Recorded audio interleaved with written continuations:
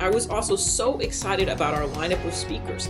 I knew that this was the most advanced level of training yet, and a year is a long time to wait. We are still forging a new industry, and topics such as digital gathering best practices, managing large photo collections, profitability, using NAS systems, business-to-business training are critical for all our members' success and growth. I didn't think people should have to wait a year. So I made a decision to create the best online experience possible with a commitment to deliver no matter what.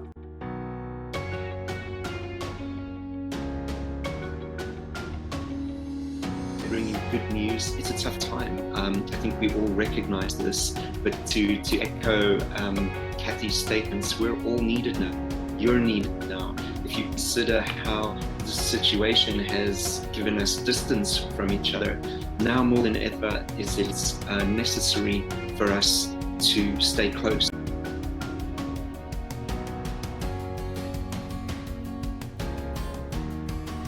That pretty much every senior mood manager I work with, they either need to know you guys or they need to be doing what you're doing, because the number one question I get, I just did a big class for ARP. Kathy might have told the story already. It was 45,000 people who showed up for an online class, 45,000, and 2,000 people left questions. And the number one question was, what do I do with the pictures? Of all the stuff, healthcare, housing, hoarding, donate, sell, everything. Number one question is, what do I do with the pictures?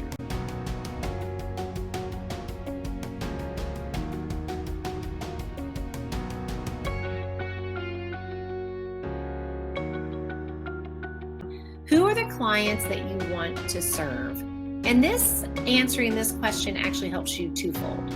One, it helps you identify exactly who you love to serve, which in reality is who you should be serving the majority of the time. So in your world, in the photo manager world, is it you like to help people with their digital photos?